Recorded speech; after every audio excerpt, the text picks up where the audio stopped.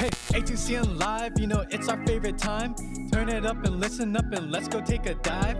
It's the show that does the most, and yes, we're streaming coast to coast. Bump it up and buckle up and let's go take a drive. Engaging the culture and sending our sense. Too many reasons we gotta speak in 3 Dazy Rosie's still relevant. For college students, ladies and gents, relating, connecting, reflecting, very thought-provoking acts to life. Yeah, that's right, A2CN live right now.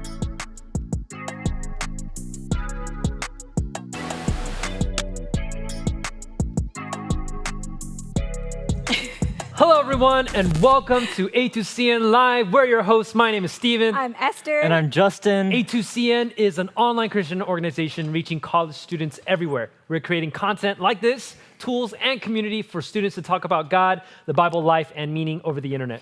And this is episode 3, so as you might have guessed, we'll be here for the live stream every week. On the show, we play games, convince our friends to entertain the audience, which is you guys, and then dig into the topic of the week and what the Bible has to say about it. So don't forget to give us a thumbs up, subscribe, share, and follow our Instagram page at A2CN. Yes. All right. And one thing I want to mention is that we've gotten feedback that we clap a lot while we're doing this. So we just want to say, if you see us clapping, feel free to call us out in the chat so we can break this habit. Yes. Yep. All right. Well, we got an A2CN update for y'all. So this past week, A2CN hosted our very own 3-day global online hackathon called Hack in Place. We had different teams find ways to improve the virtual classroom experience, help clubs continue their online presence, and bolster mental wellness. My favorite part was hearing from the women in tech. Ladies represent. We made a video recap, so let's watch that.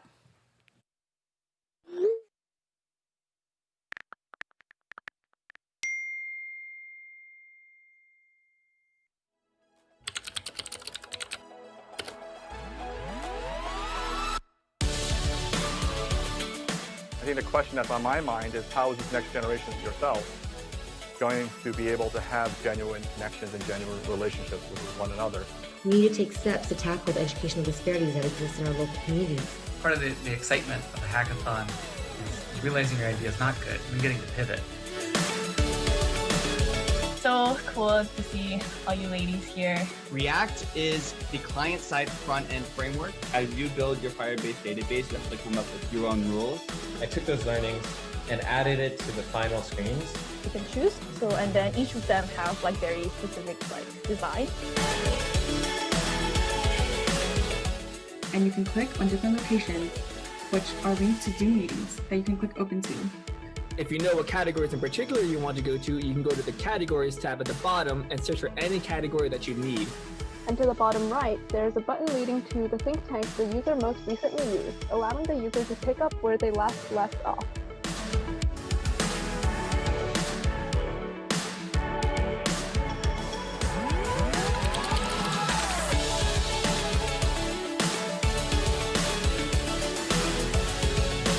Wow. Awesome. Man, everyone was making a big deal about Josh Hugg, and I don't know who that is. I just know he has a great name. I like that. Oh no, I just clapped. Oh no. Well, moving on. I can't believe it's already the middle of August 2020. I'm kind of happy, but it's also kind of crazy how fast it's gone, right? And so for a lot of you, the summer's already winding down. I don't know how your summer went. I heard on the radio the other day the person saying that this was the longest summer ever and also the shortest summer ever. I was like, that's really well put, right? Yeah. So however it went, we're here to help you take advantage of all the time you have left. We're going to hand it over to our field reporter, Julie, for a new segment we're calling New Normal. Very original, I know. So today, Julie's going to teach us how to camp indoors, except she's never gone camping before, so how's it going to go? I don't know. Let's see it.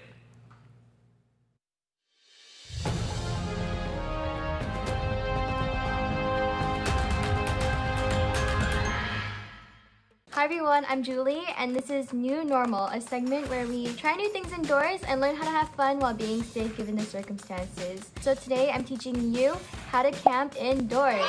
And so last week I camped in this apartment right here, and I'm going to show you how I did it. First things first, you need the right camping gear. Secondly, you're going to need a tent. I don't own a tent, but you can make it out of anything. I'm using this teepee right here, but you can obviously get some pillows and some blankets. Dude, how do people do this? How do they expect kids to do this? This is what I'm going to be sleeping in tonight. And there we have it, my abode for the night. It's getting a little cold in here, so now we're going to make a fire. All you need are some twigs and some flint. But just kidding, you're in an apartment. So what you do is get your laptop, open it up, and type in fire. And what is a campfire without s'mores? You're just gonna get a few marshmallows, put it on a stick, hold it by the fire, hope that it roasts, and bam, it roasted. Look at that burn. Now we're gonna make this camping experience even more campy by playing some campfire songs. I chose a few by one of my favorite artists. His name is SpongeBob. Let's gather around the campfire and sing our campfire song. That was fun. The night sky is pretty essential to a camping trip. Because that's the whole point why you go on a camping trip. To get away from the phones, the bright screens of your laptop, and the light pollution in the cities. Get to experience something real. So what you do is that you get a notebook, a pen, and you just draw some stars, like this. Nope. Who even gives a star shape like this anyways? Isn't it like this? That's what a star looks like, and then that's a star. And lastly, to finish off this experience, I went on a hike. Woo, hiking! Obviously, before going outside, I made sure to have a mask on and safely social distance myself from other people. I'm going on these trails called the Fire Trails right behind Clark Kirk, a dormitory at UC Berkeley. So, we're taking a break because I'm a little bit tired, but look at the view. I obviously was unprepared for this. What do I say? What do I talk about? Okay, hi everyone, so we made it to the top now, and usually you would be able to see a really nice view here, but here's the Bay Area for you. Over there, there's Oakland and the Bay Bridge. In front of us would be the Golden Gate Bridge and SF, and then Berkeley all around us. Okay, and so I just want to thank everybody for taking this trip with me indoors, and I hope that this is just as fun for you as it was for me, and I hope that you all are safe and well, and thanks for watching. Thank you, Julie. Man, hope you guys found that helpful. Yeah. She's really making the most out of this situation. Yeah, That's what's she happening. is. That view, though, that was great. We're just gonna move on now. We're just gonna move on. So with summer winding down, a lot of y'all out there are going back to school, starting college, and that's something to look forward to, right? The start of a new school year. Even if the picture of that is not exactly what we thought it would be, right? With a lot of schools going virtual and all that, and just try not to have COVID spikes. But we thought it would be nice for us to just share what it was like for us when we started college, and we're gonna start with Esther. You guys want to see Esther's freshman year pic? Here we go. No. Here you go, Esther, back to school. Esther! Ooh, you look exactly the same. Yeah, I look the same. Smaller. I have longer hair. Longer hair, yeah. That's for all the stress. Wow. But anyway, so I was two things coming in as a freshman. I was intimidated and I was anxious. And the reason is because I was first gen. I came from a really under-resourced high school, so I was really unprepared for college. And then I had a huge culture shock. Plus, I had 6 successful siblings' shadows that I was living under. So there was a lot of pressure to do well academically.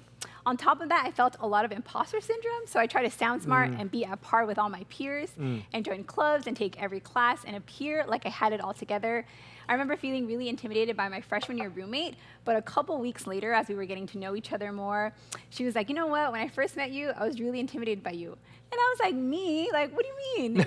So that's when I realized a lot of people were feeling like me, and nobody has it all together. So you can relax and breathe a little. Yeah, why would anyone find you intimidating? Well, yeah. Why? Just fun. All right, so next up, Justin's gonna share. Justin, I was astounded by your picture. That doesn't even look like you. Who is that? The hair. Oh my gosh. Wow. I'm trying not to look at the picture. Hey, don't look. You're gonna like crumble into pieces. Yeah, so I was actually like the opposite of Esther, kind of. When I came in, I was very much like, I don't want to be the goody two-shoes guy. And it was really funny. I came in with a chip on my shoulder. Like, I really wanted to be super successful. Emotionally, I was just like, I want to show all the haters. You know what I'm saying?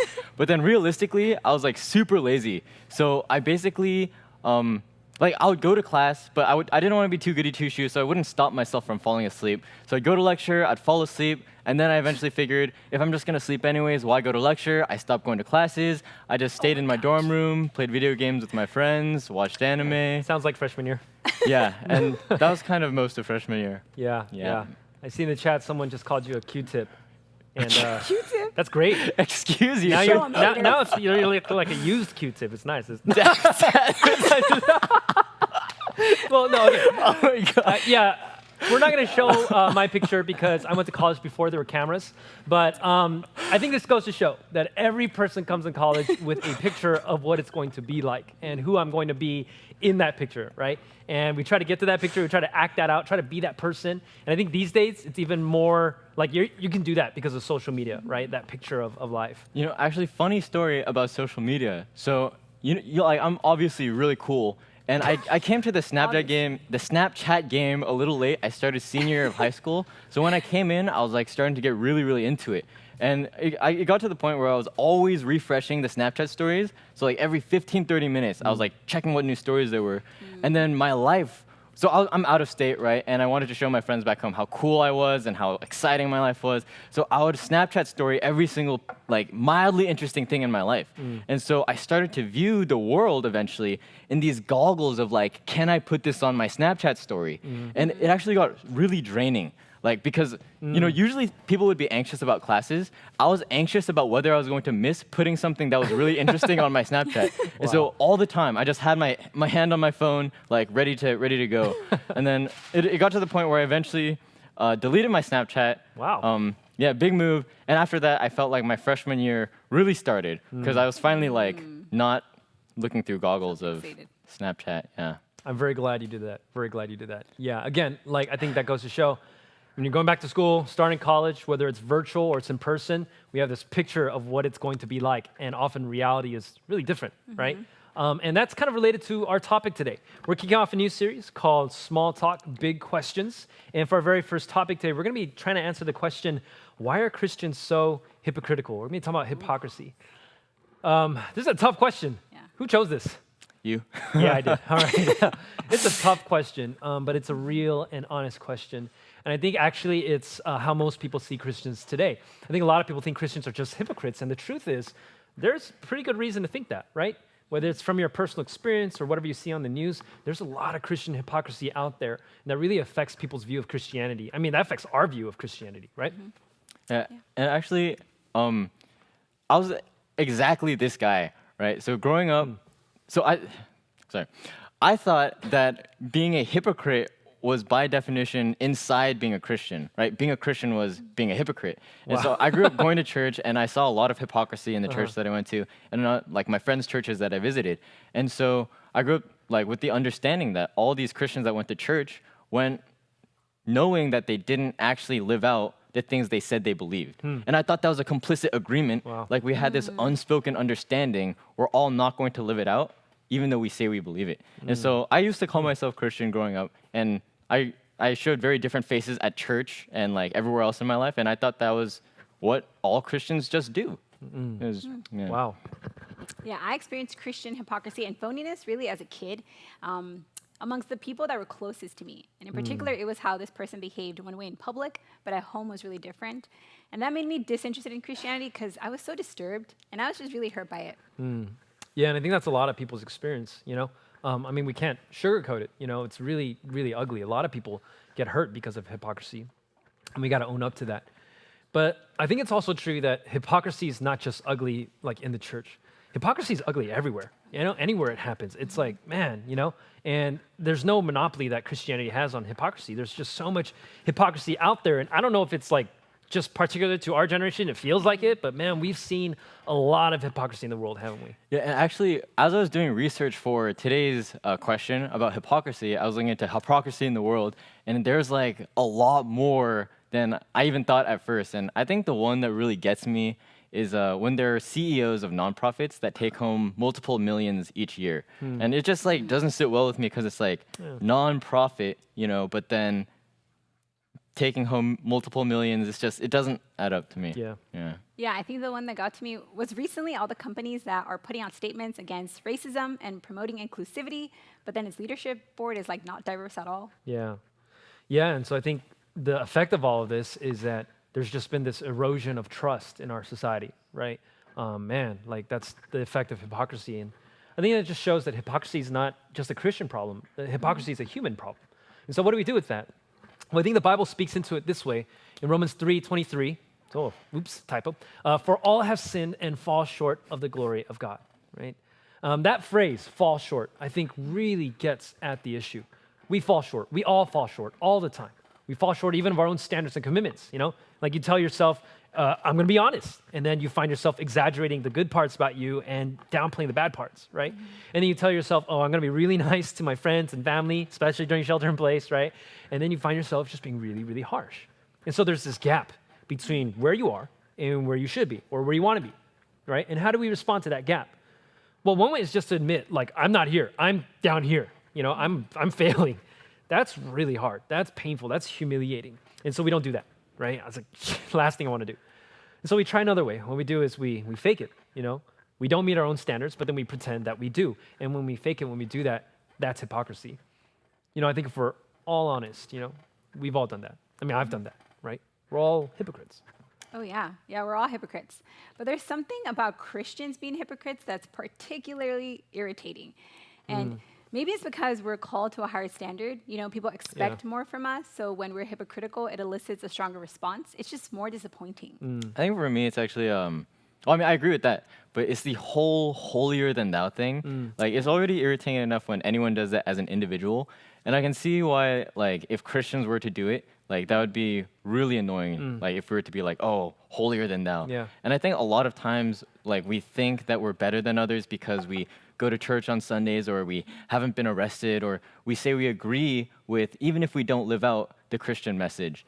And actually, I remember I had a phase like this in high school. It was really short, thankfully, but I would listen to only Christian music. So it was like, you know, no non-Christian music. I tuned into K-Love on the radio every single day. Like, that was the only thing I listened to.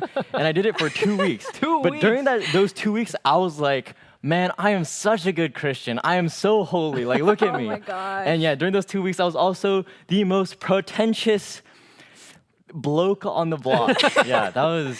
I bet you were. Yeah, I was. I was the opposite when it came to music. I would blast secular music in my car. Oops, I'm clapping again. I would blast secular music in my car because the beat was so good. And I would think, oh my goodness, if only my Christian friends knew what I was listening to. So, yeah. That's so funny. Man, that holier than thou attitude, though, like I know I've done that. I know I've done that. And I know that when I was doing that, I didn't even know I was doing that. And that must have been, like, really upsetting to people. You know, when that happens, when we have that holier than thou attitude, I think that's a sign that we've really lost sight of what Christianity is about. Because if you really understand Christianity, that's not how you would carry yourself. So there's a story Jesus tells in Luke 18, and it goes like this. It says, 2 men went up into the temple to pray, one a Pharisee and the other a tax collector. The Pharisee, standing by himself, prayed thus, God, I thank you that I am not like other men, extortioners, unjust, adulterers, or even like this tax collector. I fast twice a week. I give tithes of all that I get. But the tax collector, standing far off, would not even lift his eyes to heaven, but beat his breast, saying, God, be merciful to me, a sinner. I tell you, this man went down to his house justified rather than the other. For everyone who exalts himself will be humbled, but the one who humbles himself will be exalted. All right, so this is Jesus' story. You got 2 guys. One guy goes up to the temple. They both go up to the temple to pray. And the first guy is this Pharisee. He's this religious guy. On the outside, he looks like he's doing everything right. But if we just look at this prayer, he's basically just saying how good he is, right? God, I thank you that I'm not like other men. Basically, God, I thank you I'm better than other people, including this tax collector who's standing right next to me, right? And then after that prayer, all he's doing is just listing all the things that make him great, you know? This guy, I think, really captures this holier than thou attitude Christians can have that people find so ugly. And Jesus finds it ugly too. Jesus is saying, don't be like this guy. Now instead, Jesus points to the tax collector as the model for us. You know, in Jesus' day, tax collectors weren't just like IRS agents, you know? They were considered the worst of sinners because they betrayed their countrymen to collect taxes for the Romans, and they often collected more money than was necessary so that they could take some of it for themselves. Here's how the tax collector prays. He doesn't even lift up his eyes. All he does is he beats his breast, and he says, God, be merciful to me, a sinner. And I think right there is where genuine Christianity starts. Christianity starts with this fundamental confession. I'm a sinner. I'm broken, messed up, full of pride, arrogance, and selfishness. But the good news of Christianity is that God shows us mercy. That's what the tax collector prays for, right? And that's what Christianity is about. God showing sinners mercy. And I think that's what enables us to own up and admit to our failings. It's super painful and humiliating to do that still. But God's mercy allows us to take the painful step of admitting our sins and to be honest about all the ways we fall short. And I really think that's the remedy to hypocrisy. It's not by trying to close the gap, not by trying to be better. You're just setting up yourself for failure. It's about being honest that I'm a sinner and I'm a failure. And the only way to do that with enough courage and humility, without falling into despair and getting resentful, is to know that when I'm real about that before God, He shows me mercy. Actually, yeah, that reminds me of a story. Well, not really a story, an experience. So I kind of shared earlier how I grew up in the church and thought everyone was a hypocrite. But fortunately, I also got to experience the exact opposite of that happening as well. And so there was a time that there was an older brother from church, and I was spending time with him, and I asked him to look something up on his phone for me. And he actually said to me like, oh, I can't. I don't have a browser on my phone. And I had a sneaking suspicion I knew why, but I decided to give him an out, and I said, oh, you're a working man, and you need to be productive, so that's probably why you don't have one. And he could have just said yes, like that's exactly why. But he corrected me. He said, no, that's not why. He said, the reason that I don't have a browser is because I struggle with lust. And when he said that, I was so taken aback because just the amount of vulnerability he was willing to have in front of this younger guy. He faced being mocked by me or some sort of rejection, or maybe I would turn away from him. But no, actually, he was open and honest with me. And in that moment, he earned like 100% my respect, right? Like I recognized he was a real one. And so, yeah, like that picture for me was a picture of, a very apt picture of what it looks like not to be a hypocrite, to be able to be open and honest like that. So, wow. Yeah. Thanks for sharing that. Yeah, I think that leaves us with a lot to think about. And to end this time, we've asked our band to play a song for us. It's called As I Am. And the lyrics say, nothing will change how the Father loves me. You take me as I am. Over and over, you call me yours again. You see it all and you still want me. Your kindness and mercy remind me how you love me. And the lyrics summarize what we've been talking about, that Christianity starts with the fundamental confession. We're all sinners and God has shown us mercy. And when I fail, I can come to God with all of my sins and failures and all the ways I fall short. I don't have to fake it. So band, take it away.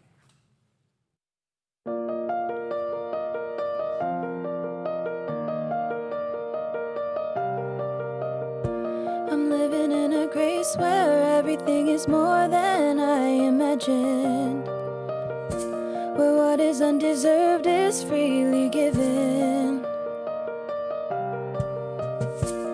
All my regrets and my failures, all of my wrongs have been left at the cross. Now all that remains is the Father's love. Oh Lord, you take me as I am. Over and over you call me yours again. You see it all, still you want me. How you love me, how you love me. Your kindness and mercy remind me how you love me, how you love me as I am. So let us be together, seated at your table in communion. Oh, everyone is equal in your presence. Oh, 'cause where I am from or where I've been, the way that I've lived or the color of skin, nothing will change how the Father loves me. Lord, you take me as I am. Over and over you call me yours again. Oh, you see it all, still you want me. How you love me, how you love me. Your kindness and mercy remind me how you love me, how you love me as I am.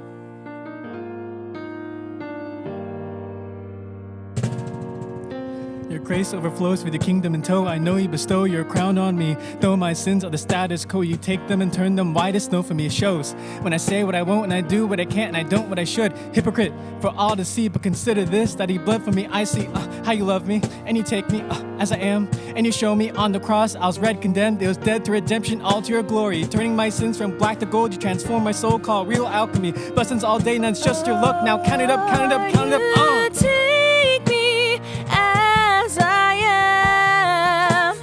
Over and over you call me yours again. Oh, you see it all, still you want me. How you love me, how you love me. Your kindness and mercy remind how you love me, how you love me as I am.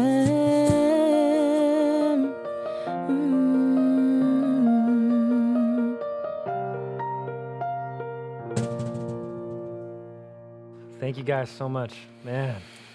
Well, I hope you enjoyed our answer to the question, or at least give you something to think about. Maybe we're going to be answering many more questions in the coming weeks. But if this is something you're interested in, Esther's going to tell us something about Course 101. Yes, so Course 101 is a 7-week course for anyone who has experience with Christianity or those just beginning to consider it. I took it myself because I had a lot of misconceptions about God and who Jesus was. And it's even better now because there's interactive videos and animations that help us delve deeper into questions about the meaning of life and purpose. And we also have a video for you, so let's see it.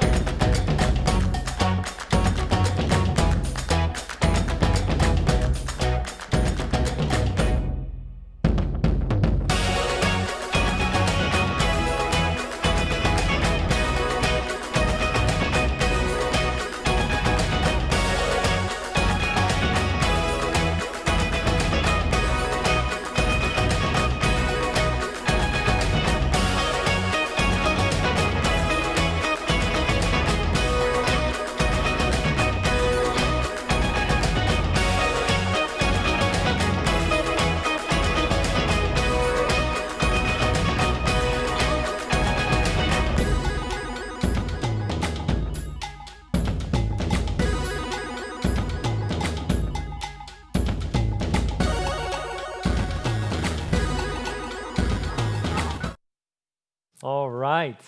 Nice. That was good. So if you're good. interested, even just a little bit curious, sign up using the link in the description below. So next week, we are going to be back here, same place, same time, 7:30 p.m. We'll be continuing through our series, Small Talk, Big Questions. And the question we'll be answering next week is, why are Christians so exclusive? Why? Another hard one. Wow. Who's choosing these questions? Who could it possibly be?